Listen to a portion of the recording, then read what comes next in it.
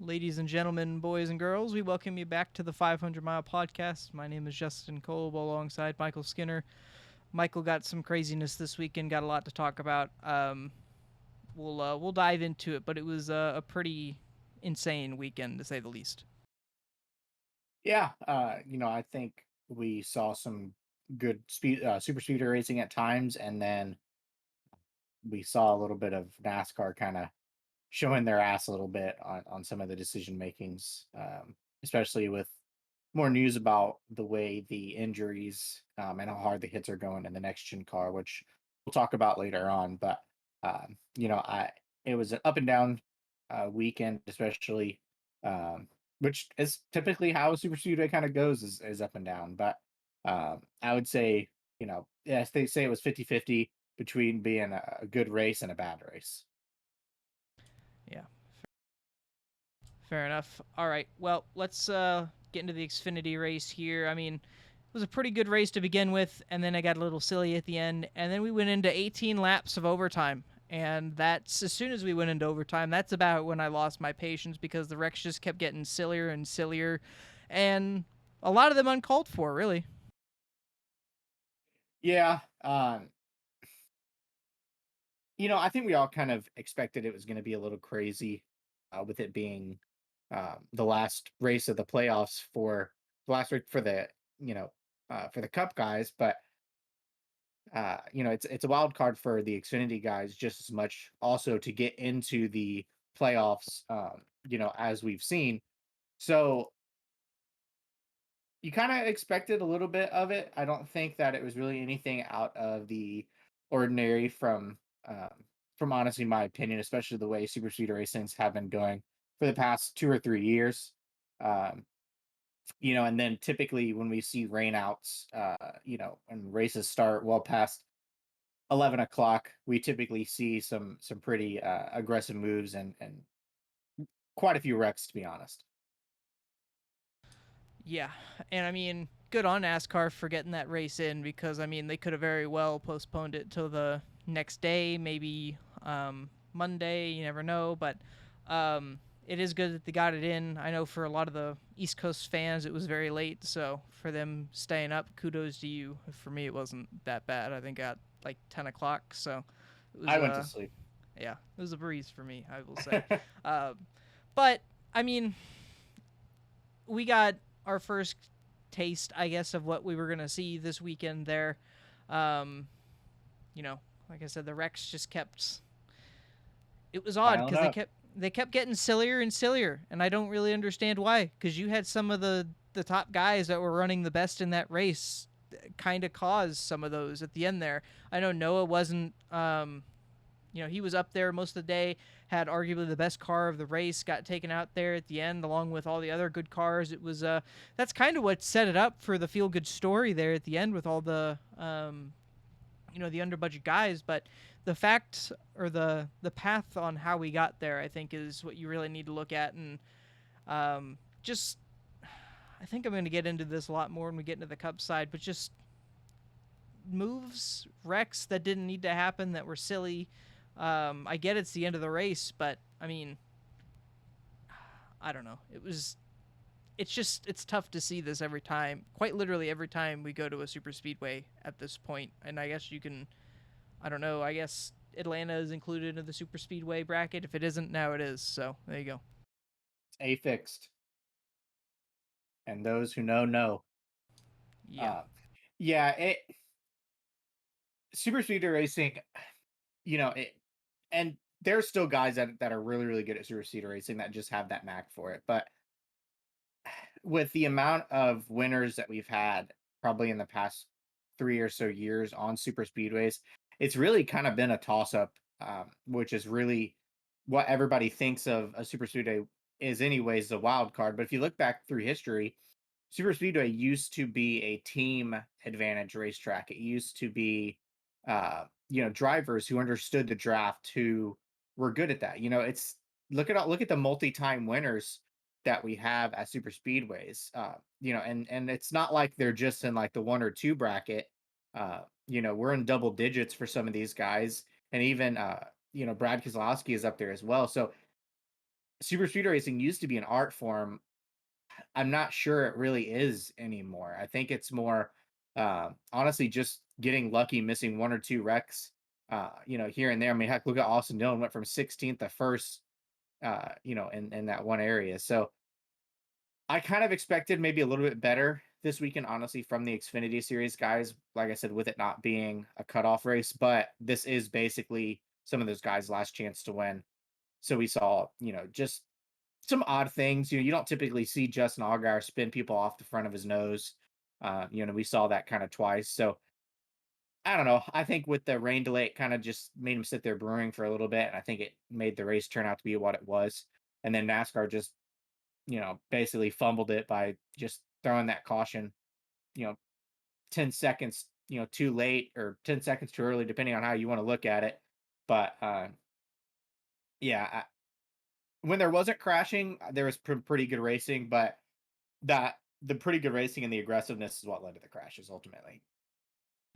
As it usually does. Yeah, I think that is part of my issue. What you pointed out is, as you said, speedway racing used to be an art. There used to be action. I don't want to say actual talent because that's not the proper way to say it. But I mean, there was a technique to it. There was an art form to it, and I mean that's all but now lost at this point because you're pretty much just hook up with whatever manufacturer works best for you, and I guess you can't really push in that series. You can't really lock bumpers, which I really don't understand why we have that Yeah, still. I yeah, I don't understand either. for some of you that may not know, that was put in place back in the tandem drafting days because the Xfinity cars were doing that same exact thing where they would lock bumpers and they would tandem up together. I don't know that that's as much of an issue as it was or as it is now. So I don't know that that really needs to be a rule anymore. Yeah, But we just honestly, we just need to let them race however they want to race, however they, yeah, you know, want to race. If NASCAR wants to implement things that stop that, then, do a better job because that's another, we could go on weeks and weeks and weeks on talking about NASCAR's decision making and when they make a decision and when they penalize somebody. And we'll get into that, with Jeremy Clemens here. But, um, when it comes to a discretionary thing, NASCAR is just doofuses about it. So, as far as that's concerned, that's just let them race. Why are we patrolling who they're pushing and why they're pushing and how hard they're pushing? That yeah, that just seems also silly. yeah. So that's my take on that. But also, I mean, yeah, Jeremy Clements ended up with the victory there, but unfortunately got a slap in the face with an L2 penalty. I'm going to see if I can pull up all the information on what went along with that. But Michael, I guess before we get into that caution at the end, that kind of, I mean, I don't know, it was sort of a sour taste in my mouth. You waited all that time to get the cars out on the track. You do all those overtime laps, and just to end it like that. I mean, for Riley Herbst spinning down almost a pit road, he did start coming back up the track, but I mean, it was at the point where the pack was so small, they all passed him at that point. Like, he wasn't going to be in harm's way. I don't really understand why it needed to be thrown in the first place. If you waited that long, wrecked that many cars to try and get a good finish at that point, why not just let him race? Like, there's nothing more you're going to lose at that point. There's not going to be a wreck with Riley. Everybody's by him at that point. Yeah, you kind of already made your bed with, what happened throughout the race. But there's a situation of NASCAR putting themselves in a bad spot by, earlier in the year, that the dude in the truck series race threw the caution within milliseconds, and then this, it's I try not to look at it, skeptical, and I try not to look at it as NASCAR manipulating the way things finish and the way things are. I try not to look at that. But when a car crosses the start finish line and the caution, as soon as he crosses it, the caution comes out after the guy had already wrecked. Right, he was heading towards pit road. There could have been, you know, what if that car could have not stopped? That car could have done a lot of things, and we weren't going to cause a caution for it until he started coming back up. You know what I'm saying? Like, if we're gonna throw a caution, we need to throw a caution and not play favorites. This isn't a road course. It's not like he's stuck in the gravel trap type of deal. Um, it's just some of this, like, they just honestly, I don't know. I don't know how to really like voice it and put it in the way that I want to. It's just it's frustrating when you see those types of things, and again, we'll kind of see it later on with the Jeremy Clements thing, and then it's the same thing on Sunday. NASCAR, you know, I'd almost feel better sometimes if NASCAR just didn't explain the decision on why they did stuff because it would make them look less stupid. And that's the last thing I'll That's a say fair about point. that. But it's true. They say so Very many much. things and then they immediately go back and say, "Oh no, we're gonna do it this way." But you just contradicted yourself. Yeah. You know, we okay. And this is and like you said, this is the part that frustrates me about it, right?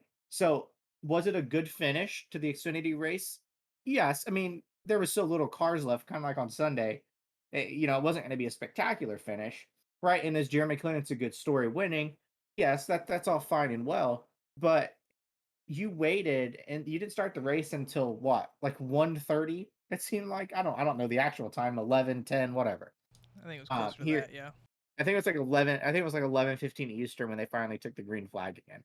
You waited all that time, went through 18 caution laps, right? Ran the race until like 1:30 a.m. 2 o'clock in the morning over here on the East Coast for it to finish with a questionable caution. That's how you want to finish that. After all the praise that you got for wanting to finish this race, wanting to put the show on for the fans and for the broadcast partners, that's how you're gonna finish it. Like that's how you're gonna finish it. You're gonna do that. Like that's just what makes me scratch my head. All of that, and that's how you're gonna do it. I don't know. Just stupid. And that's a part of what makes it so frustrating too. Because I mean, go through all that effort just for that. So, yeah. So Jeremy Clements was the winner on. Well, was. He got hit with an L2 penalty. I don't really know what the. I guess the intake manifold didn't conform to NASCAR standards. Basically, his crew chief Mark Setzer was fined $60,000, and the team was assessed a loss of 75 owner points, driver points, and 10 playoff points. Should it still qualify for the regular season. So essentially, the win stands, everything else that goes along with it, all the cool stuff, the guaranteed playoff spot, everything like that was taken away. So um, he won't get into the playoffs with that, but I mean, that's still his second win of his career, technically. So we're back Yeah, it's to, I still good guess, for the team. yeah, I guess we're back to the encumbered status. I don't know. This is another one, and like as soon as We I saw it, like it's just really quick, it's just frustrating because we started this year, at least on the Cup side. I don't know so much about the Xfinity side. I don't know if we've gotten to that point yet, but we started the year out pretty much taking wins away from teams. Like we've set that standard, and now it seems like we're going back to what we were doing years before. It doesn't. We're backtracking again. listen. I actually had to have alcohol to talk about this because I was so frustrated. I'm not kidding. Like it. What are you drinking over there? Is that truly? No, it's some mojito thing that my that my mother brought me. Fair enough. Um, but I figured tonight was a good enough night to try it with all my Good frustration. call. So, and this is the part that makes me it's almost it's like double sided here, right? So, oh, we did this whole shebang about how Jeremy Clemens in the playoffs, this and that, didn't hear nothing. Those cars are all broken down, right? So then you take it back to the R&D center, you find something wrong with it, and you don't take the win away. You just give him a penalty and say, "Oh, you can't be in the playoffs." Why? Like, honestly, why? Just give him a penalty, let him be in the playoffs at that point, right? Or you take the win away. You can't be half. We can't 50-50, right? That's such bullshit. We can't 50-50 something. What was it? 4 weeks ago at Pocono, we took away first and second place, the winning points, you know, the trophy For tape. for a piece of tape that was literally written into the rule book the week before. But we're gonna take a piece of tape. A piece of tape. We're gonna take the win away. but we're for a modified engine part, we're we're going to let him keep the win. We're just not going to let him be in the playoffs. Why fucking bother? Why? Ah, it's just so frustrating. The things that they do just frustrate me. I would have rather just him lost the win. I know it would have sucked for him and sucked for his team because at the end of the day, they did earn it. They finished all the laps. But like, come on. Like, it's so stupid. It's so dumb. You know, I don't know. I just I it's don't know. stupid.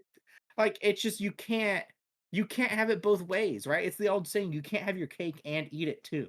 You can't take away wins when you want to and not take away wins when you want to because it makes a good story.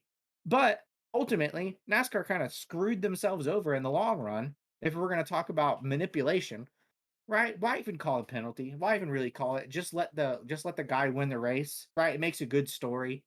No, they couldn't even do that. Like they couldn't even manipulate right. Ugh.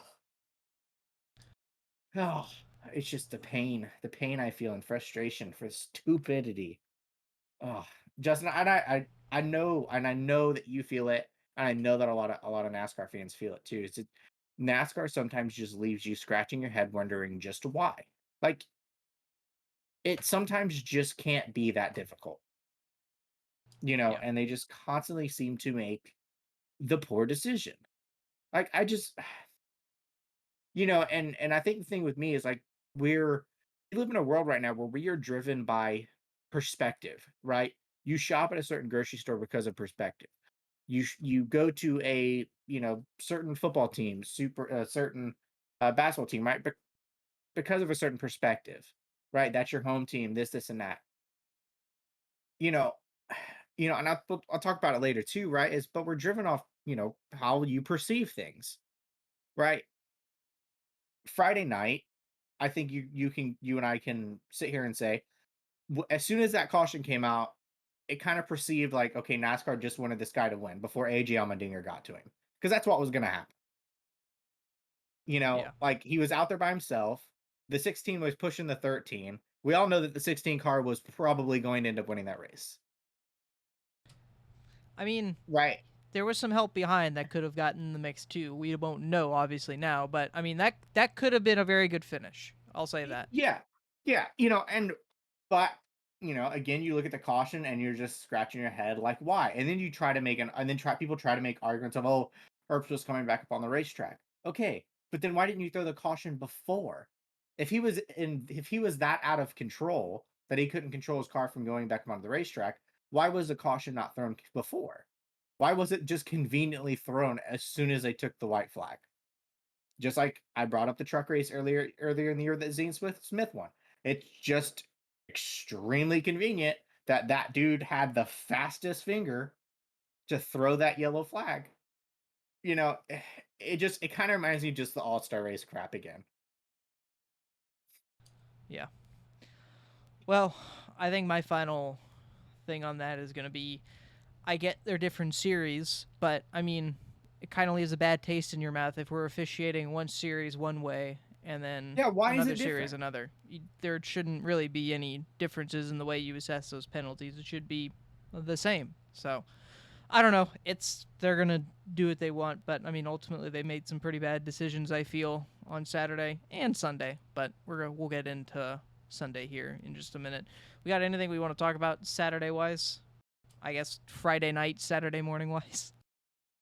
Oh I no! will I mean, say it was pretty cool the fact that they drove the cars out onto the track I from did the think that was garage. cool. I know they did it really because of time, but I mean that was a pretty cool thing to see. People compared it a lot to the Clash Gladiators. and the Clash because they drove Yeah, them out the same way. And that I went to the Clash. Obviously, I didn't go to Daytona. It did have that same feel, so it was pretty cool. I I would say, I have been fortunate enough to walk those garages at Daytona, quite a bit over the years, and it's really cool to see those cars, come out of there the way that they do. So, um, I think if we aren't going, I think it would be a neat addition, um, that they should do more often and make it a regular thing because it is almost like gladiators entering the arena.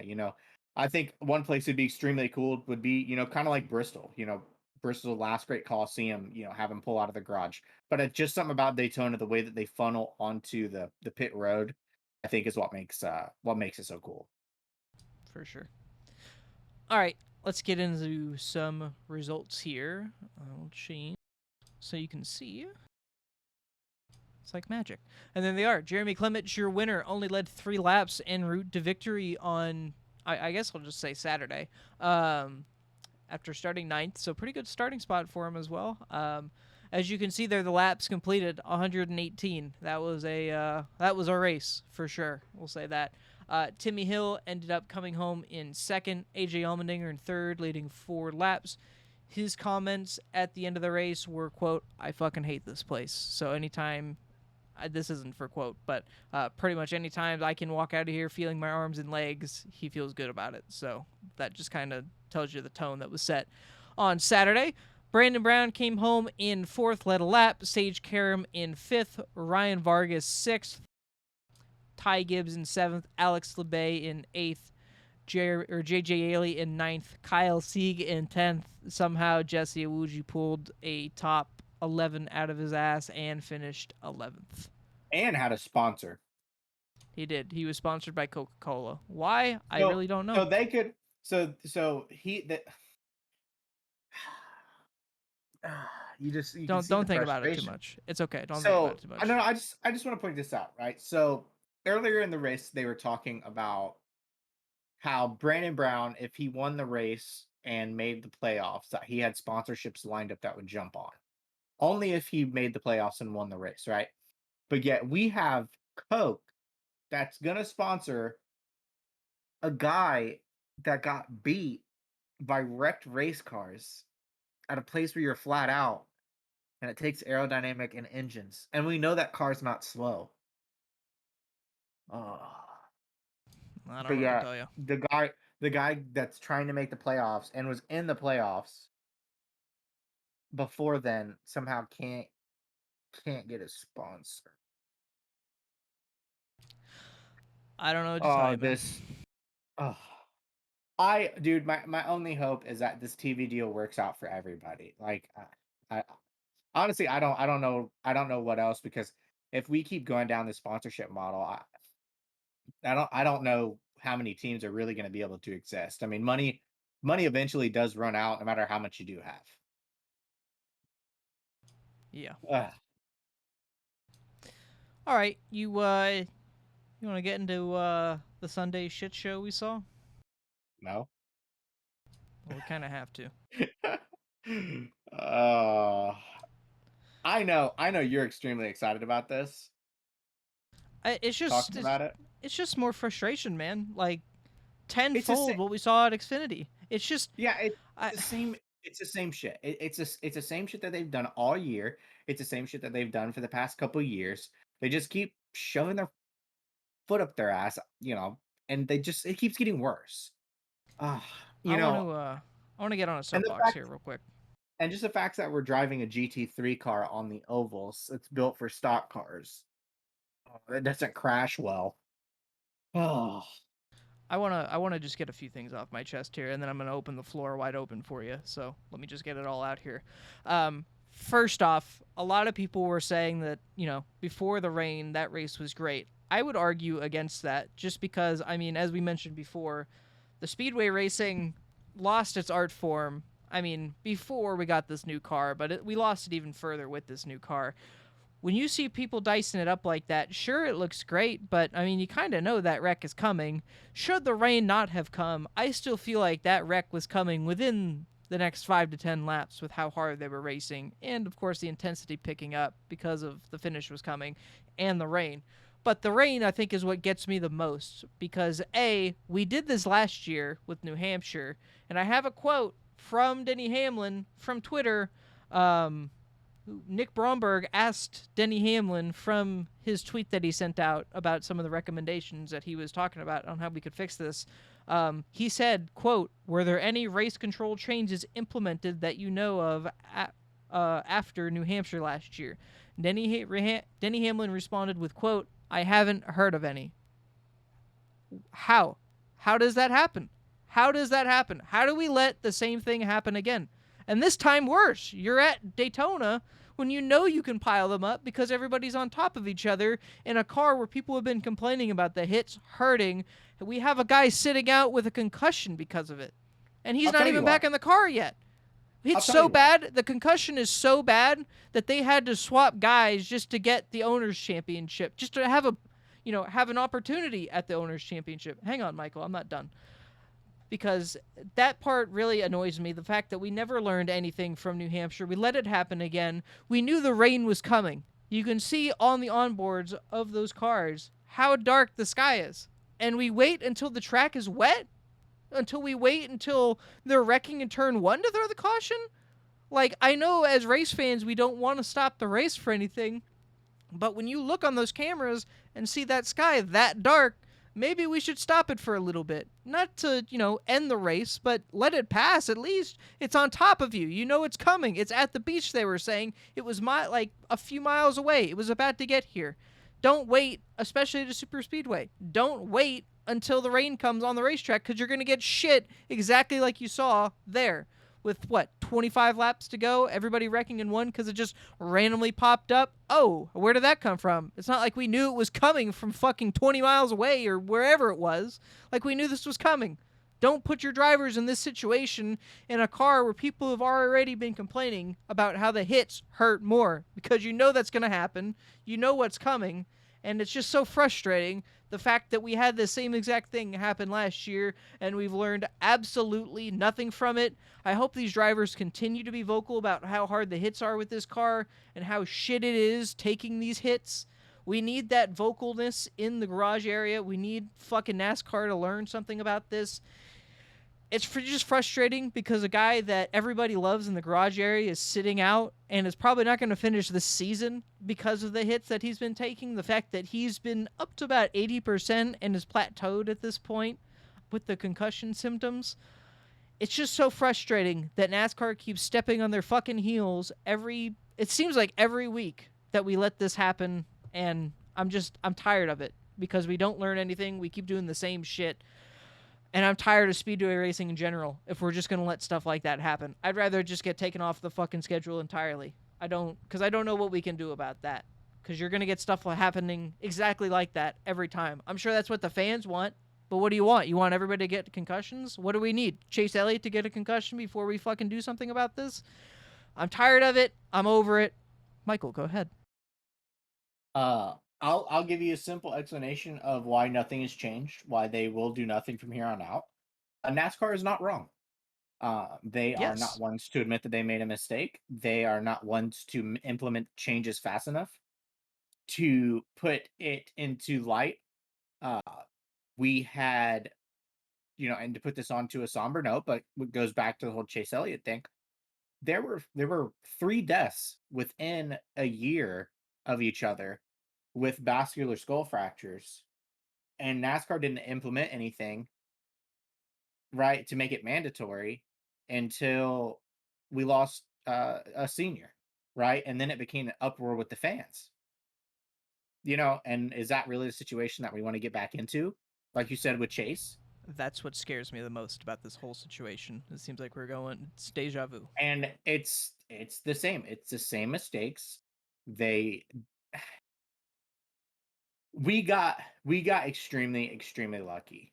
Um, I'm not, I don't know how close this car is really to killing somebody or to physically hurting them. Um, but the way that all those cars turned on, on Sunday there, anything possibly could have went wrong. And I think that's the part that makes me at least so frustrated about it is that okay, yeah, you can say okay, yeah, before that the racing was pretty good. They were aggressive, they were making aggressive moves. Was it silly? Was it stupid? Was it, were they not, yeah, they don't fear the consequences. You know what I'm saying? Like that's it. So if you want to say it was good racing, yeah, they were 3 wide, they were pushing. Yeah, I mean, I'm sure that it's pretty entertaining. But Then we saw that three wide turn into a three wide accident going into one at 195 miles an hour. And you, by the grace of God, no car got upside down, right? No car flipped. No car got launched into the air. One car got on its side, so I guess if You anything, know, we're lucky. But yeah, what happens if that car gets hit by another car and we have another Ryan Newman situation, but we're in a corner? What happens then? We're only going to get lucky so many times, right? We only get so many warnings. And then not to put it on a somber note, but all it takes is that one. All it takes is that one to change a perspective, and I don't want to get to that one. I'm sure the car in the grand aspect of things is safe, but we don't need drivers losing their careers because of concussions. Um, just simple things like that can, I'm sure, be fixed, right? The fact is NASCAR going to do something about it, and how quickly will they do something about it? They can't do anything about it this year, but I expect day one next year to have a finished product of a change that was implemented to make the hits softer. And I think you and I would both agree that that's all we expect, right? We don't expect them to have a change tomorrow, yep, right? But day one, Daytona Speed Weeks next year, there needs to be a fix because all we can't just we want to keep changing racetracks into super speedways, right? We're talking about changing Texas into a super speedway. Thankfully, we're not talking about turning California into a super speedway, right? But we just increased the danger by two. How many more are we going to do it to? Because it creates fan engagement by the big accident and the crashes. That's not racing, people. That's not racing. What we see at super speedway racing is not racing. It is a gimmick to keep cars close together, right? That's why it was created. It was created. It was created, back in the day for the high speeds, right? We started adding stuff to it. Now we don't really care about the high speed so much. Now we care about pack racing. We hated tandem racing because they were too spread out. We didn't see big accidents. Well, now we got the big accidents back. So you're welcome. all I want from NASCAR at this point is an acknowledgement. I understand wholeheartedly that we cannot change anything overnight. I know that this is not something that's easily fixable. I just want to know that you acknowledge it and that something is in place. Because all we've heard from the drivers is that they're not listening. So that's another point of frustration with that is when you have drivers' lives on your hands and it's like you don't even care about it. Like what sort of picture does that paint?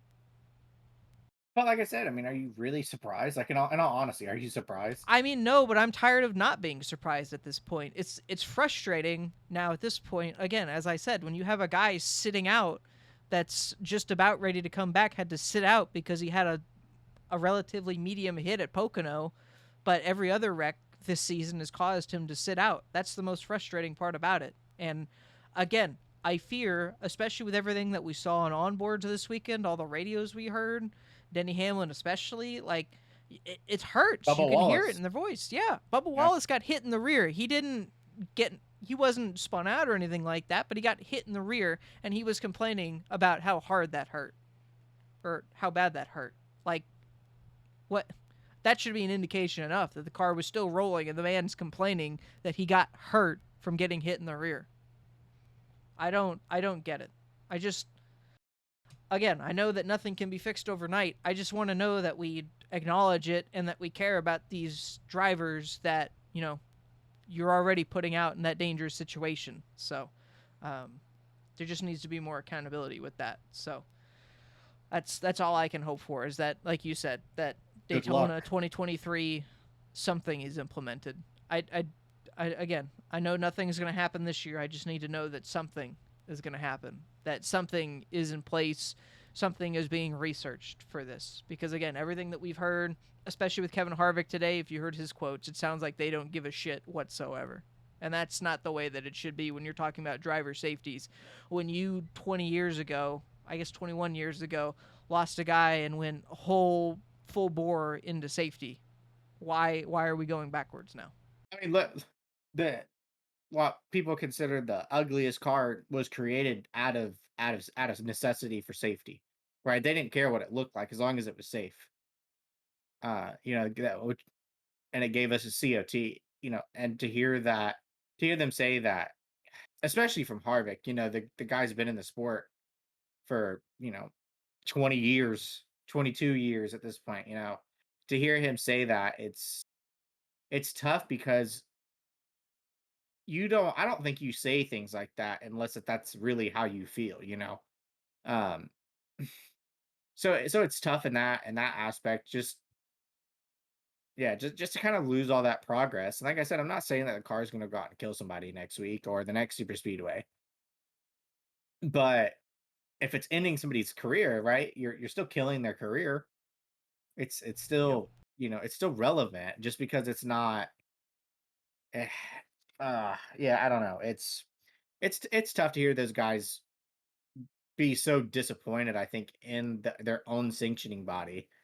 Yeah. That, like I said, I hope this TV deal changes things. I hope that the TV deal allows the teams to have more power and more say so because like I said it months ago when the car first came out. This is based off a GT3 platform. It races like a GT3 car, but we're putting on ovals to where we're doing 190 plus to where we're hitting each other, right? You're basing that off a road course technology that you're trying to adapt to ovals. I just the car looks fantastic, right? The car races really, really good at mile and a halves, but there's so many flaws in this car other than just the safety, but the safety should be top priority. But there's so many flaws above that those we need to have December or sorry, January or February Daytona 2023. These things need to be addressed. Problems needs to be fixed. I'm tired. I don't know if you care about it, Justin, but it bothers the shit out of me. I'm tired of seeing a race car with the nose up in the air and its back end on the ground, looking like one of those trucks that are illegal in North Carolina. You Looks like the know, old cars from NASCAR Inside Line is what it looks like well, a bit. but like No, like I the car. 100% get you. Yeah. My whole point is that that car is physically flawed. It was flawed from day one.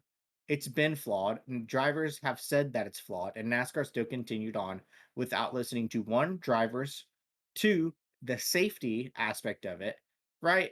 It's still hard to get parts. Dude, what are we doing? And then we're gonna wreck them in the rain, and we're just I think it's just a it's an addition to everything that we've seen so far this year, right? That everybody's kind of looked over it because yeah, some of the racing has been really good. Even you have I've said some of the racing has been really good. Oh, we've had 15 different winners. Okay, that's great, right? But we've had 15 different winners because the car is garbage. And that's 100% my honest opinion. We've had so many winners and so many different winners because this car is a piece of shit. One week it's good, the next week it's terrible. To me, that you can't crown a champion like that. You can't crown a champion based off how the car performs. I guarantee you that some of these guys could go back to the same racetrack the next day, and that car would probably be worse than it was the day before, or better than the day it was before. So I just I don't know. I don't know, but I'm right there with you. We have to see some change, and it needs to be progressive change. It can't just be it's something we'll look at. We'll look at the data. Oh, the hits aren't that hard. They're only registering 3 Gs compared to this wreck last year that was 5 Gs. That's I probably the don't most care. frustrating part about I that. don't care. Is Yeah, I don't care. I don't care. I don't care about numbers. I care about what the driver says. If the driver's like, "Hey, this shit hurts," I don't care if your numbers says that it doesn't hurt. Apparently, your numbers are wrong because people aren't numbers. yeah. So yeah, it just Well yeah, said. it's frustrating. I'm like I said, I'm right there with you in it because it's just blatant disregard for a lot of things. And it's because that NASCAR is trying to search for this mystical fan that wants to watch 100 lap races on a Sunday afternoon at 3 o'clock, and that'll spend, $100 on, a NASCAR shirt, never go to an actual racetrack because they don't care that much, type of thing. So I think, and my biggest thing is I think North Wilkesboro this weekend showed that what happens if you get a fan base behind you. right? Look at those people that gathered there just to see Junior race, right? NASCAR used to have a similar fan base. They don't anymore. They don't have that kind of pull. NASCAR couldn't have went to North Wilkesboro and I think had a bigger show than just Dale Earnhardt Jr. did. And I think that's saying something. I think when you can have a driver that's physically bigger than your whole sport, then I think your sport is headed in the wrong direction. Yeah, agreed. All right. I think I got it all out of my system. Are you good? Yeah, okay. All right. Let's let's get into the results, I guess. Uh, it's probably just the funniest because I mean, we all knew that Austin Dillon was probably going to win. I even tweeted it. I was like, all that for an Austin Dillon win with the when the rains came down. And I mean, kudos to NASCAR for not giving up on that track. Again, you started it early enough. You had all the time in the world to finish it, so good for them. Especially the fact that it was the final race of the regular season. I still don't think that needs to be Daytona. I know exactly why they're doing it, but I don't think it needs to be that. But whatever. Kudos to them for not just giving up. They very well could have. I thought they were going to, but they didn't. So kudos to them. I guess that's the only kudos I'll give. But Austin Dillon was your winner in the end. Shook up the playoff brackets and knocked Martin Truex out. So Crazy to think a guy that was what, fifth in points, fourth in points. gets knocked out by a guy who's going to be out in the round of 16. So I I'm think calling it now. quick opinion. I thought about the other day. I think that you should have to be inside the top 20, not inside the top 30. Probably top Like 25. Because no, top top 20, 20. top 20 is, well, You yeah, still all don't right. fucking Yeah, you yeah, don't yeah, deserve to yeah. be All there. right, yeah, never mind. Yeah, all right. You don't deserve to be there. Sorry. Yeah, yeah. Like we can't. I swear to God, if for 10 straight fucking weeks, if Austin Dillon gets lucky and has a chance to win a championship, I hope the person he beats is Chase Elliott because it'll be so funny. I will die laughing because I'll be pissed, but Chase Elliott fans will be pissed, and it'll be like the perfect. It'll be the only time we ever agree. That's the only time you can make real change happen is when you get Chase Elliott fans upset. It's sad to Exactly. say, but it's the truth. So, but yeah, Austin Dillon was your winner. Tyler Reddick was not going to win that race. He finished second. We all knew what his goal was, so no surprise there. Austin Cindric got bumped out of the way and finished third, led 13 laps. Landon Castle finished fourth, a career best for him. Noah Gragson in fifth. I don't know that was a career best finish for him, but I do know these next few were Cody Ware in sixth. That was a career best finish. BJ McLeod in seventh. Martin Truex Jr. in eighth.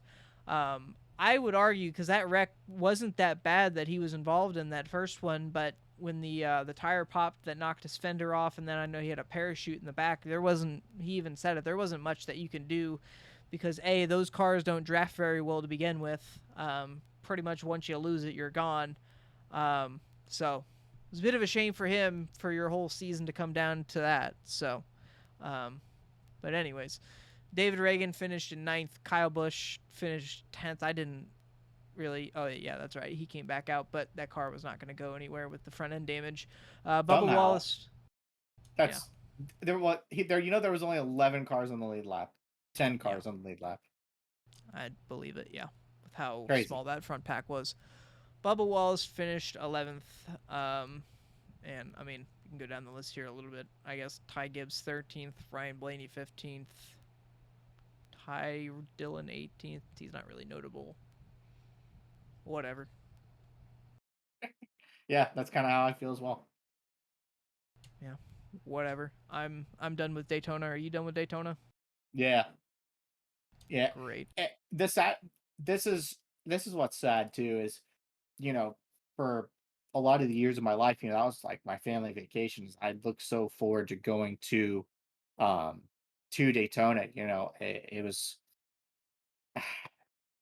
it's sad that it's turned into what it has and that the races are kind of just a disaster at these super speedways. Before, you know, you got to see some really good racing. You got to see some strategy here and there. And now it's just turned into a basically pushing until that person either wrecks, spins out, or is just lucky enough to hold on to it to get out in front type of deal.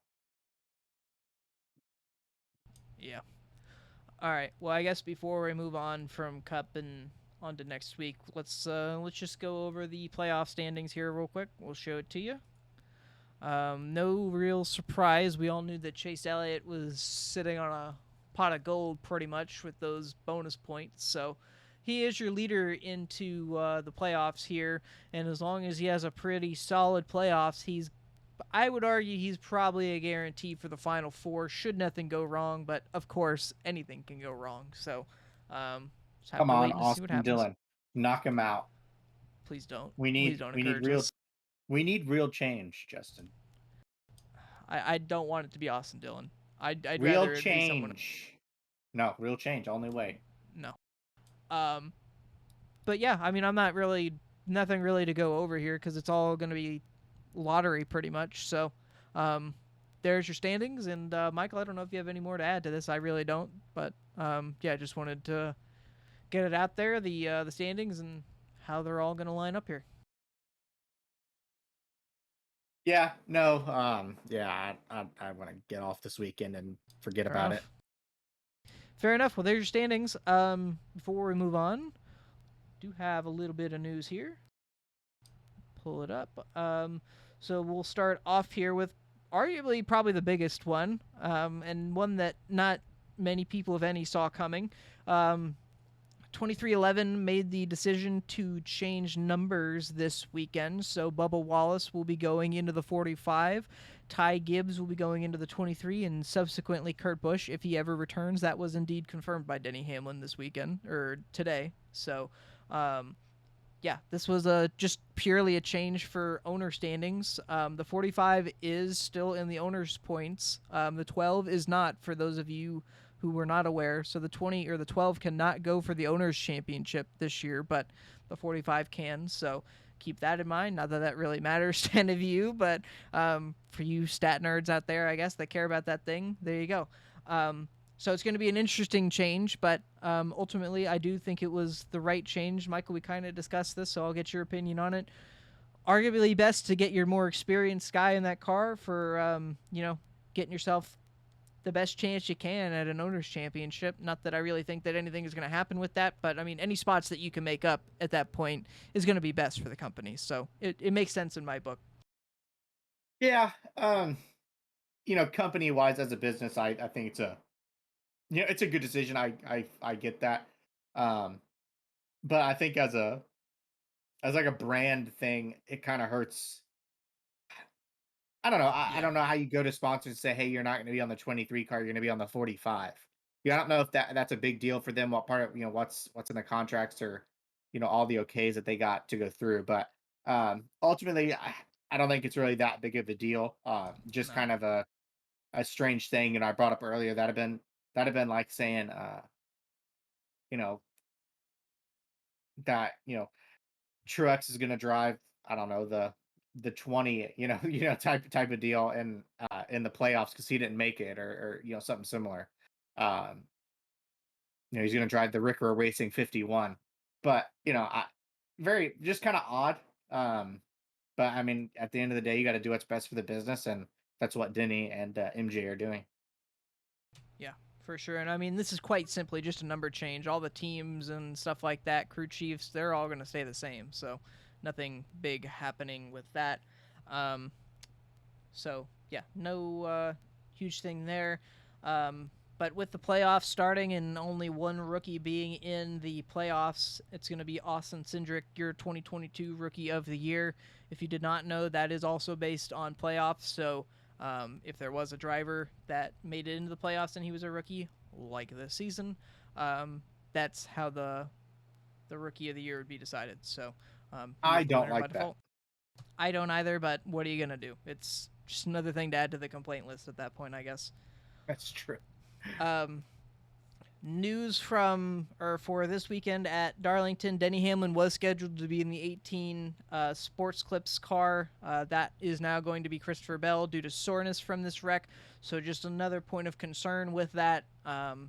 It seems like it's been getting better every day for him, but ultimately wanted to focus on the Cup race, so makes sense with that. And then the news I was the most excited for when I saw it was going to be announced on Friday, I was absolutely pumped for this. The NASCAR Craftsman Truck Series is returning in 2023. So going back to our roots with that, absolutely loved it because that's pretty much when I fell in love with the Truck Series is when they left in 2008. That battle between Ron Hornaday and Johnny Benson was one of the best that I had seen. So the fact that they're back, it rolls off the tongue, and you old timers, it's probably what you call it anyways. So now it's gonna be okay for you to call it that, and I'm just Except it so needs to happy be it's back. called this. They need to call it the Super Truck series. Ah, Yes. I'm all right with it, but yeah, I'm excited that that's back. The Craftsman Truck Series is back. Yeah. And then news coming out of Cup Series for this week. With the start of the playoffs coming, NASCAR is actually going to increase the damaged vehicle policy clock uh, for the playoffs from 6 minutes to 10. I thought it was five, but Just get rid of it. uh, yeah, especially with these cars now, I think it's just stupid. If you want to lose 10 laps fixing your car, I miss when they used to get fenders, from behind the pit wall and put some duct tape on there, and then the thing will go run 10th. Yep. Um, And I mean, to a fault, I kind of understand why they put it in place. But I mean, well, with yeah, this new because car, it points doesn't. don't matter. Yeah. The points don't matter. Before the only reason teams did it before was for points. Points don't matter, so nobody cares. I guess at this point. But yeah, so just a little bit of news. The one thing that will help do a lot though is it will help them repair toe links. Even though I gotta say, I don't remember whose car it was. I think it was Ryan Blaney's. Like, I don't know if you saw the right front of that thing. That thing was broken. Like, that was garage written all over it. And those guys were able to change the toe link. And I think they only lost like one lap and then lost the rest because the car was slow. But extremely, extremely impressive how fast those Penske guys can change toe links. And I gotta say, I think the reason they're so fast is because of their practice with the toe links in IndyCar. I'm curious to see if they have a quick release program. Uh, Maybe other teams don't have, or other teams are going to implement. But that's twice now that we have seen a Penske car change a toe link and only lose one lap. Or if you go back to Joey Logano, I don't think he lost a lap. So super, super impressive. But that will help out those teams that are trying to do those and those minor repairs. Because, like it was brought up in the race on Sunday, with these cars, with the car's new body, it is harder to repair in the same amount of time as it was the steel body, or to cut up to clear tire rubs and things like that. So again, I agree they should get rid of it, but I think that if you're going to increase it to 10, you might as well just keep it 10 for their whole season. Why does it matter if it's 6 minutes yesterday and 10 minutes today? uh, I don't know what your opinion on that is, just another than just to get rid of it. Just get rid of it. It really doesn't matter with this new car. Like you're not going to be able to put new fenders on it anyways. So it's like, what's the point? I mean, I get that you don't want broken cars going back out on the racetrack, but I mean, I feel like with this new car, if it's broken enough to a point, you're not going to be able to repair it anyways. So you might as well just get rid of it. There's no point. Yeah, it's It's the stupid. same thing with the lug nut thing and the suspensions. Like there are a few outdated rules that I think you need to get rid of. I feel like that's part of it at this point. It made sense with the old car. I don't think it makes as much sense with the new car. Yeah, no, absolutely not. And one thing that I think we'll see lot more drivers do maybe come next year, and some I think that we will see maybe in the near future. Daniel Suarez re-signs with Trackhouse for a 1-year extension. He signed a 1-year deal to see how the new TV deal will work out. I think there's a certain two-time champion that should do something similar, to see how that all turns out. Um, but I You think made a the very new valid point TV there. I think the new TV deal, I think with the people pushing the buttons, especially with I told somebody this earlier. I love team owner Denny Hamlin. I think he is fantastic for the sport right now. He's extremely vocal. And what can make him so vocal right now is because his team is so popular, right? And his team owner has a bank, you know. He has money, and he is willing to invest that money back into our sport, right? But it's going to be on his agreeable terms. I think you and I both, you know, understood that when MJ and Denny were like, "We're not going to invest in our new building. We bought the land, but we're not going to invest in the new building until we see this new TV deal." Right? And I think that only somebody that has the stature of Michael Jordan uh, can honestly do that. I don't know if that's how you feel, but 100%. I'm hoping that, like I said earlier, I hope this TV deal changes a lot of things. I hope that the sponsorship model changes because we cannot continue to go on like this. Um, I'm not saying that Daniel Suarez is a top series, top tier Cup Series driver. Finally got his first one. Has been running really well. I think he has potential to be a good Cup Series driver at the end of his career. However, somebody like him should not have to be waiting on a TV deal to sign a future contract, um, as well as somebody of the stature of Kyle Busch not having a sponsor because it costs too much money. Um, Yeah.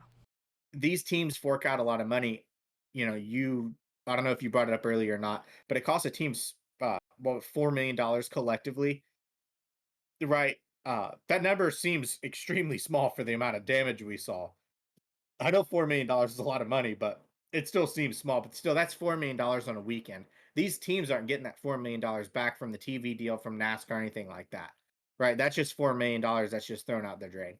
These teams cannot survive on that. So, uh, I like what Daniel is doing here. I think this is a good idea. I think it puts him and Trackhouse in the driver's seat when it comes to looking for new sponsorship deals later on down the road. And like I said, there's certain people that's on the grid right now that I think need to start taking a good hard look at the way that the model will be changing because like I said, I guarantee you with somebody that has the backing of 2311, they will have some serious pull. um and especially if he gets people like Rick Hendrick behind him, gets a like of RCR behind him. If they can rally the troops, it's going to be a pretty big battle between all the teams in NASCAR to see how this TV deal goes, which I think is extremely needed. We've seen it in sports the past couple years with all the holdouts and lockouts, which I don't think any of us really want to see. But I think ultimately it has improved the product on the field and on the diamond. And other news, Well, Greg Ives is stepping away at the end of the year in the 48 car. Uh, to be with his family. He's taking a new role in Hendrick Motorsports, which I believe will be announced later on. Good for him. I can certainly understand wanting to be home with your family and your kids. Uh, I think that him and really Alex Bowman kind of ran their course. I think Alex is in need of a new crew chief because I find it hard to believe that again, kind of the same thing as Daniel. I'm not saying that Alex Bowman is a top tier talent, but when the other 300 cars consistently run in the top 10 and the 48 car struggles to run 20th or 15th every week, I honestly don't think that is all Alex Bowman. Um, and then the Garage 56 car made its first appearance uh, with Mike Rockefeller at Road Atlanta this week. Pretty cool, pretty cool deal that's going on. The one thing they did not install yet is permanent headlights. I know that a is the lot of one people thing were that threw me looking, off. yeah, that were looking forward to that. Um, I will say that it is kind of odd being okay with that Chevy being pushed out with Hendrick crew shirts on. I think I was kind of thinking about it the other day. I think if NASCAR was going to do this, I honestly don't. I think that Action Express would have been a better way to do this and have them fully support it rather than it being a Hendrick ran uh, thing because I think that's ultimately in the NASCAR world. I think it's going to ultimately overshadow the perception of what this can do for our side of the motorsports world, with a lot of people that are going to say, "Oh, these guys are winning all these road course races because, they're out here testing an you know, exact car that they're going to race, here at the Roval in a couple weeks type of deal. Um, so that's still the part that kind of throws me is I think NASCAR has all those test cars, could have easily rigged one of those up, um, type of deal and sent that over there for the show. So that's my only gripe about that. But again, extremely cool. I'm excited for it to go to Le Mans. I have my dream lineup in my head. Um, I don't know if you have yours or not, but I think my lineup would be pretty cool. Whether it's going to happen or not, I doubt it. But I still think it'd be pretty neat. I do not have my dream lineup yet. I know that Jeff Gordon's probably going to be a part of it. That's about all I know. I don't know if you saw they released the picture of the Porsche that he's going to be driving at Indy this week. I'll see if I can pull that up and we can show that off. It's Oh, I mean it's a HendrickCars.com sponsored Porsche with the number there you go. 24 on it with the exact Hendrick font. So I mean I don't know what else we were expecting, but there you go. Yeah, All I right. think I think that it's going to be a cool duel. I almost think that I think it would be pretty cool if none of the current NASCAR drivers actually went over there. To be honest with you, um, I think that you have pretty cool lineups that are out there that would be neat an opportunity to do that. Um, and I think would maybe deserve it a little bit more to be the first one rather than a current Cup Series driver. And here you go, real quick. We'll show off the Porsche. Again, I don't know what we were expecting, but yeah, HendrickCars.com, Hendrick Porsche, 24 on it. It's the perfect recipe. And Ray Evernham's gonna be the I don't know, Something. yeah, he's gonna be working on it. He's not gonna be the crew chief. I don't know what the term is in sports car, but he's gonna be the head Race engineer, maybe. I don't engineer. know. There you go, Yeah, race race engineer. engineer. Yeah, I'm not as cultured as some Or of the people here. strategist. Race engineer, strategist. Whatever floats your boat. You gotta get cultured, my man. I guess so. Yeah, I'm telling you, gotta get F1 2022 manager. You'll have to help you out a lot.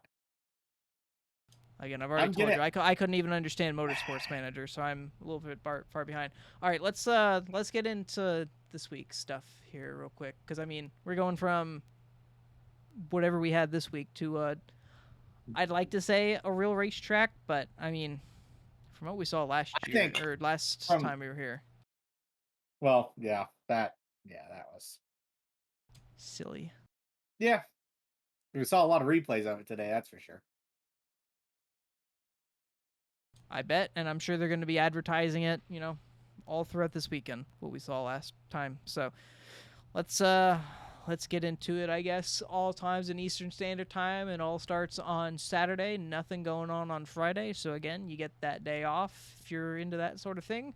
8 a.m. going to be the OSS inspection. You can catch that on NASCAR.com or on NASCAR's YouTube page. Again, they usually stream it there. 8:30 going to be a press pass with Alan Gustafson. I assume they're just going to be talking about the playoffs unless he's announcing retirement too, or a step up in Hendrick. Who knows? I don't see that happening. But and then another one at 9:15 with Ross Chastain. They're going to ask him a bunch of questions about, hey, the playoffs have started now. Are you worried about people going to be paying you back? So if you're, Yeah, they asked fucking everybody else. I'm 1,000% they're going to be asking him about that. That's probably going to be every question, and he's probably going to give you a dumb face and an answer to it. So, 10:05 a.m. and I'm not. He doesn't have a dumb face. I'm saying he's probably going to give like some sort of weird facial expression. Anyways, 10:05 going to be practice for the Xfinity Series. You can watch that on only the NBC app. Great. 10:30 going to be a press pass with Austin Dillon, Joey Logano, and Chase Elliott. 5 minutes. We got 1 week on Peacock and it didn't even air. Yeah. That's funny. I'm laughing at your expense. That's all right. It's been pretty good this week. Once football season starts, that's when the problem's going to start. So I'm not looking forward to that. But 5 minutes after that press pass, that's going to be a really short press pass. Going to be qualifying for the NASCAR Xfinity Series. Catch it again, only on the NBC Sports app. And then a little bit later, 10:05, the TV coverage is apparently not going to air until 12:30. I don't know what the hell they got going on in USA that day. What do they got? Like a Law and Order marathon going on or something. Probably college football. Did that move to USA too? I don't know. I was just taking a stab at it. I mean, you're probably right. They love their football, but um, so I guess you can call it 12:30, 12:05 if you have the app. Practice for the E Cup series, catch it on USA at 12:30. Before that, catch it on the app. Uh, that's apparent. Okay, no, that's going to be a pretty good practice session. 12:50, going to be qualifying. Catch it on USA. Watch it on the app. Listen to it on MRN. And then 3 p.m. going to be the Sports Clips Haircuts VFW Help a Hero 200. Man, what a mouthful that is. Or watch it on USA or the app. Listen to it on MRN or SiriusXM. And then there's going to be a post-race press pass after that. Sunday at 3 p.m. going to be a press pass with Terry Labonte. I don't know why we're talking to him, but we are. Whoa! Why? Why not? Because I don't know why he's relevant at this point. But I was Whoa! going to say, I'm sure. Whoa! What? What? Whoa! That's harsh for my man. Damn. Relevant. It's the playoffs and it's Terry Labonte. What does he have to do with this? That's all I'm saying. I'm not shitting on Terry Labonte. I'm just saying we're starting the playoffs. Why are we talking to Terry Labonte? It's not the throwback weekend either. No, it's probably just because it's Darlington. Yeah, I know. He won his first race, and his last race at Darlington was relatively pretty good there, so that would be my guess. Why. I wasn't shitting on your driver. I was just genuinely curious why we were talking to Terry Labonte. Yeah, all that hate, I felt it. There was no hate there. So an hour after that, we're going to be talking to Don Staley. Do you know who Don Staley is? Nope. Let's find out. I didn't want to define. All right, well, I guess we'll find that out later. There's no search like on Google. But 6 p.m. going to be the Cookout Southern 500. Watch it on USA, NBC Sports. Listen to it on MRN and SiriusXM. Why is the Southern 500 not on big NBC? I feel like that'd be that's one of your crown jewels. Fascinating. I don't like NASCAR cares about crown jewels. Whatever. Post race press pass after that. Great. All right, let's get into the entry list here. Start out with Xfinity. Michael, you want to pick first? There are some big names in this race this weekend.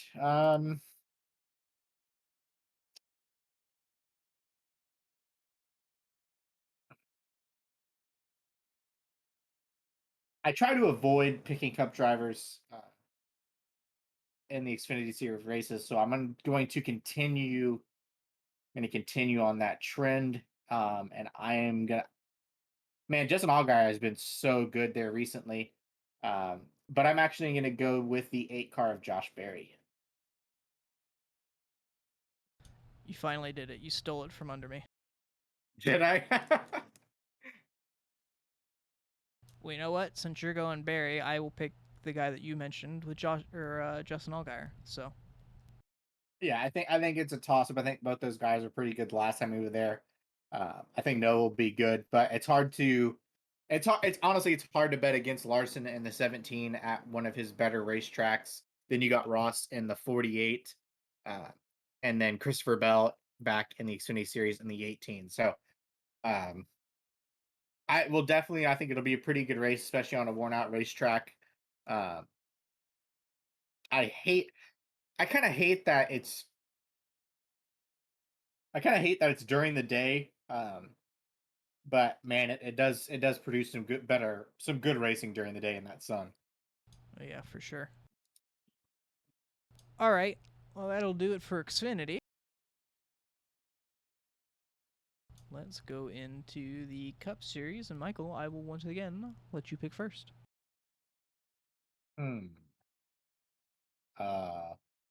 What? Just real quick, look at the sponsors and then go to the 23 and the 45. Yes, they didn't switch those. But they are switching it, right? They're not. They definitely are. Okay. Yes.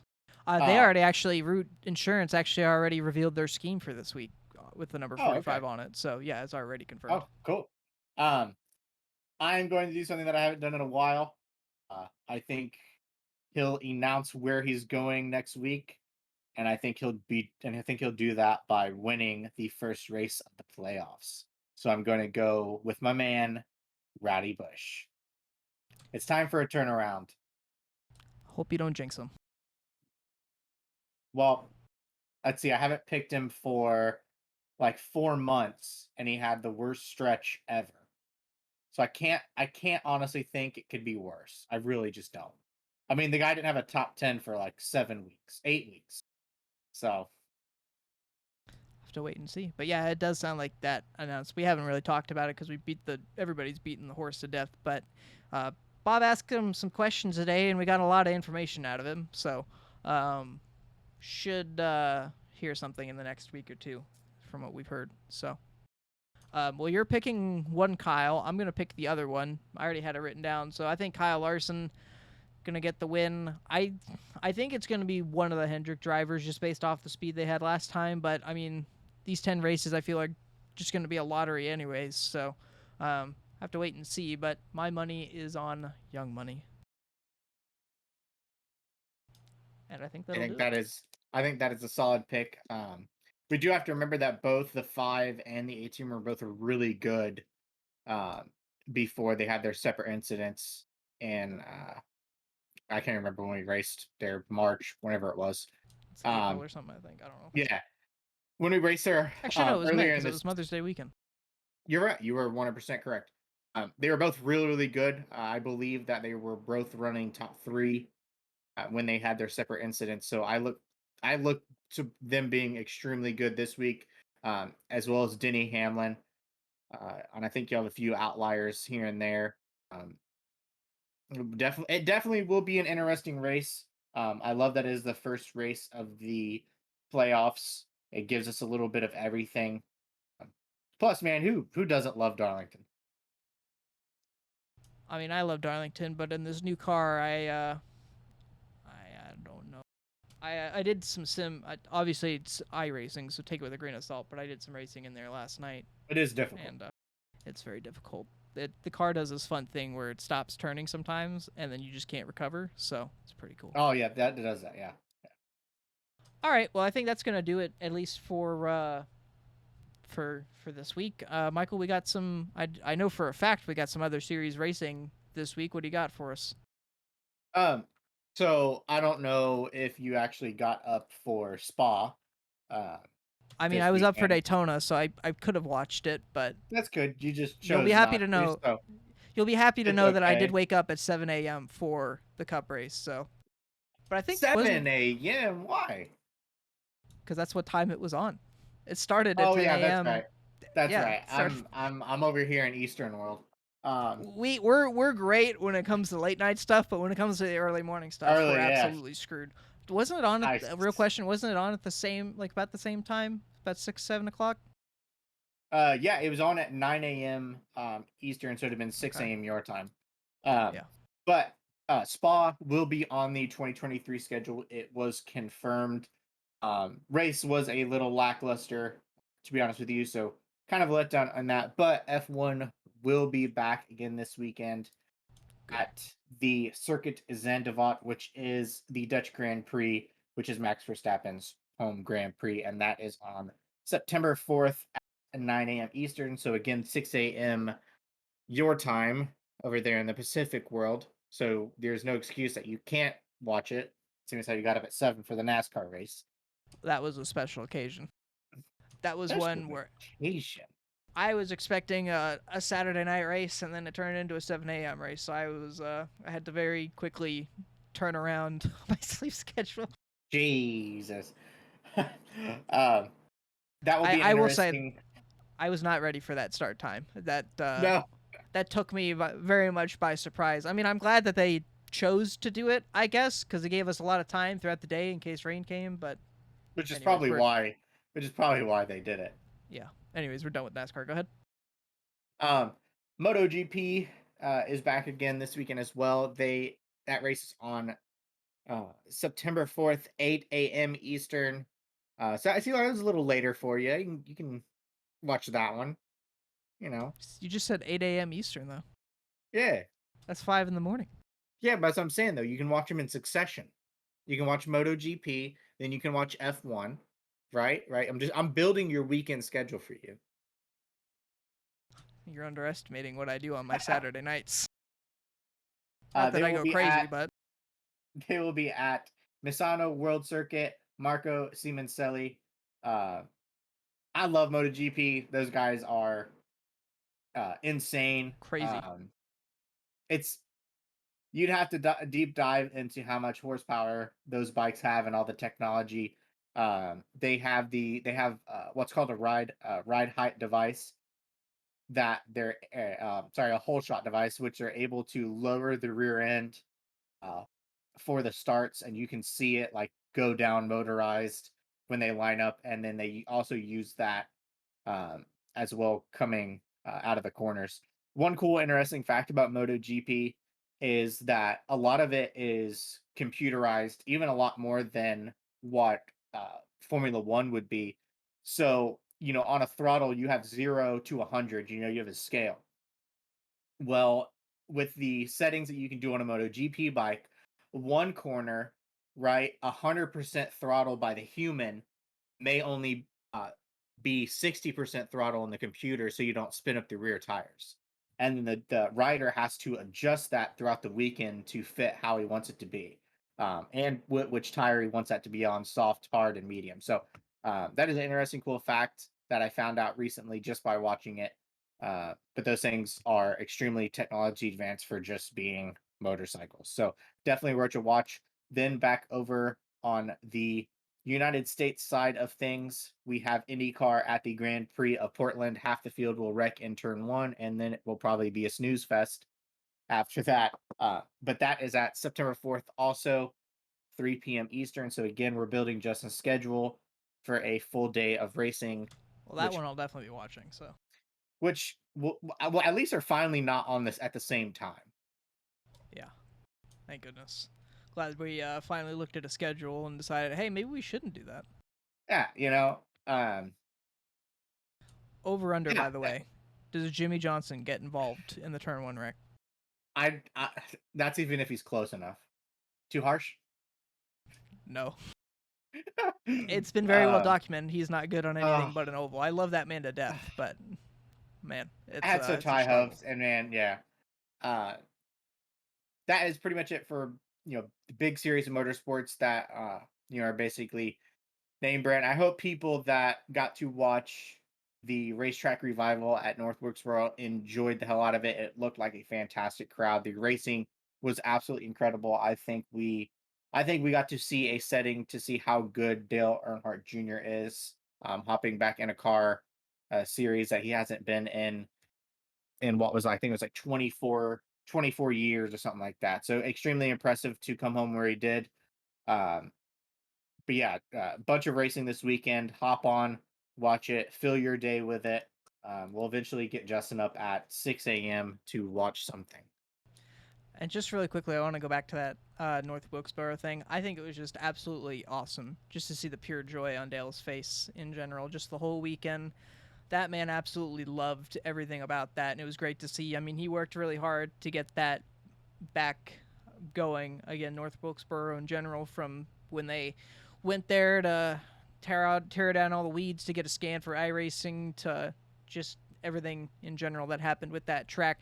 I had a little bit of a fear that it was going to turn into another Rockingham situation, but that fear has been very quickly thrown out the window in my mind. That track is going to succeed. It's going to be great, I think, once they repave it. I am looking forward to the dirt stuff, too, that they're going to have on that. That's going to be really fun to see. And then once they repave it, it sounds like they're going to be doing some renovations to the track as well to kind of modernize it a little bit. So that track has a very bright future, and that's not something that I think any of us thought that we would be saying, that North Wilkesboro has a bright future. But man, it's happened, and I think everybody is over the moon that it actually happened, that we have it back. So myself included, Definitely needed, yeah. I never got to watch any racing there until just now. So happy it's back for both nostalgia and future purposes, and looking forward to seeing what that racetrack can do in the future. Yeah, I'm actually against repaving it at this point. I know it needs to be repaved, but that track surface looks like it is extremely fun. It performed extremely well with those cars towards late models there. So it'd be nice, I think, to get a Truck Series race there here in the near future.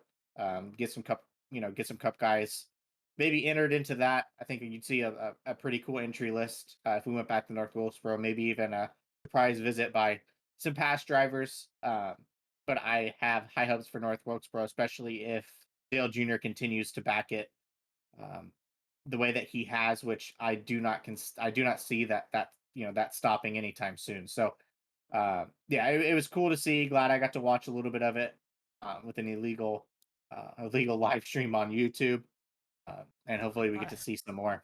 I also tried to find one, and apparently one just popped up into his recommended. So I Yeah, searched for a good 30 minutes for one, and one was just handed to him. So the duality. you win some, you lose some. I guess so. I guess so. All right. Well, good stuff, Michael. You got anything left? I'm all good. You got anything? No, I think we gotten our rant and raves out for the night, and kind of I start this certainly feel a new lot week. better. Yeah, we'll start this week off fresh here, going into the first round of the playoffs. I have high expectations of how these playoffs will go. I'm not sure that we will see the parity that we saw in the regular season, but I think that is kind of to be expected. I think all these teams will pull out everything they have learned throughout the year into this one singular um, race here. So I think we'll have a good indication on who's going to be extremely good, and then who has some catching up to do later on. For sure. It's for sure go time now, so you're gonna see the best teams that learned all they could in the regular season rise to the top for sure. I feel, barring any unforeseen circumstances. Yeah, absolutely. But Justin, if you don't have anything else, then I will go ahead and sign us off for the night. Take us home, sir. As always, thank you guys so much for listening and now watching the 500 Mile podcast. We certainly do appreciate it. Justin puts in a lot of hard work behind the scenes, to bring you the podcast and now bring you the stream as well. So we will see you next week. Hopefully, like I said, we'll get back onto regular scheduled time. I feel like Thursday has kind of become that time over the past few weeks, By but default, yep. I think we're going to see some good racing. The Xfinity Series race at Darlington always seems to put on a good show, especially when you put some Cup drivers in the mix. Uh, you know, and it seems like a lot of the times we see the Xfinity guys kind of take it to the Cup guys at Darlington. First race of the playoffs for the Cup Series is going to be a good one, so you're definitely going to want to tune in. A lot of racing action. But as far as that concerned, it is time for me to go to sleep. It is time for uh, Justin to, you know, get some nice fresh air. He knows It's what I'm hot. talking about. It's hot. It's been we had a heat wave here on the West Coast, California in general, and the only air conditioner I have in my apartment is in the living room. So, I've you may have been able to hear some fans, but I'm making do. So it's been tough. We're trying our best. He's over there. He's over there, literally, sweating tears over here to produce this for us. So Quite literally. So please, if you watch, please like and subscribe. It really helps us out. It goes a long way. Leave your comments on things that we can improve and things that we can do better. And if you liked it, if you don't like it, we got tough skin, um, and we're hoping to make this a long-term thing. So any feedback we get is extremely welcome. And we're ultimately just here to have fun. So on that note, have a fantastic weekend. Have a fantastic holiday. Be safe. Please, nobody hold a firecracker or any type of explosive in your hand. Let's, break the trend of losing fingers on holidays that Or light involve them inside. fireworks, or light them inside, or light them next to your Dodge Caravan that has uh, 500 fireworks inside of it. So let's avoid all those things. Be safe, have fun, and we will talk to you sometime next week. We'll catch you later.